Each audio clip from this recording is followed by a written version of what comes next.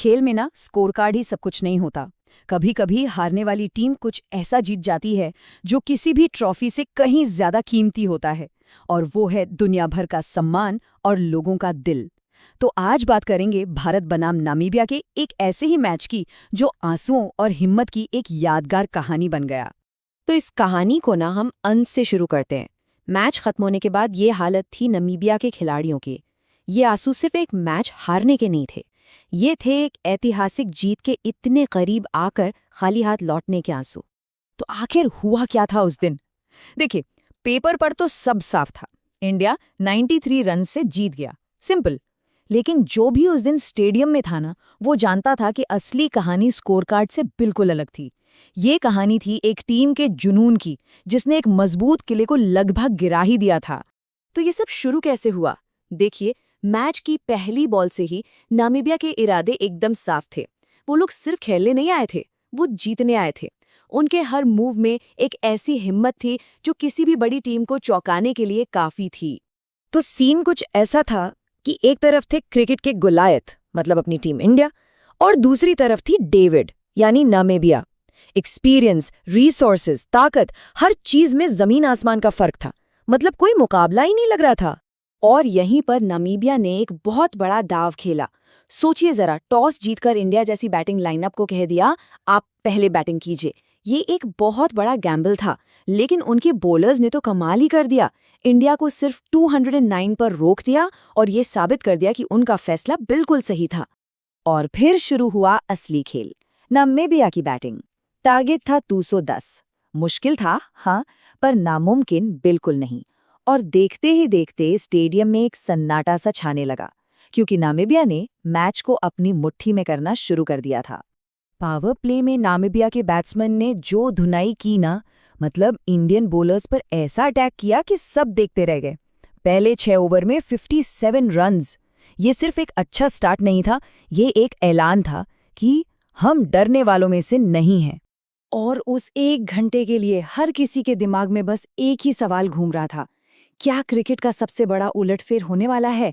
Namibia के players का confidence 7वें आसमान पर था। और सच तो ये है कि स्टेडियम में बैठे इंडियन फैंस भी हैरान थे कि ये हो क्या रहा है। क्या सच में एक नया इतिहास लिखा जा रहा था? लेकिन कहते हैं ना, क्रिकेट अनिश्चितताओं का खेल है। और वही हुआ। जो सपना आंखों के सामने सच हो रहा था, वो पलक झपकते ही एक बुरे सपने में बदल गया। उम्मीदों का वो पूरा महल ताश के पत्तों की तरह बिखर गया। ये नंबर देखिए, ये पूरी कहानी बता देते हैं। पहले 2 विकेट गिरे 67 रन पर, और अगले 8 विकेट सिर्फ 49 रन के अंदर। सोचिए कितनी मजबूत पोजीशन से मैच हाथ से फिसल गया। तो आखिर ये हुआ कैसे? टर्निंग पॉइंट था इंडियन स्पिनर्स का अटैक में आना। मिडिल ओवर्स में उन्होंने एक ऐसा जाल बुना कि नामीबिया के बैट्समैन उसमें फंसते चले गए।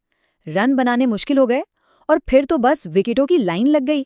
और ये सिर्फ एक मैच की हार नहीं थी, नहीं, इस एक हार का मतलब था कि सुपर 8 में जाने का उनका सपना टूट गया। सालों की जो मेहनत थी, जो उम्मीदें थी, वो सब एक शाम में खत्म हो गई।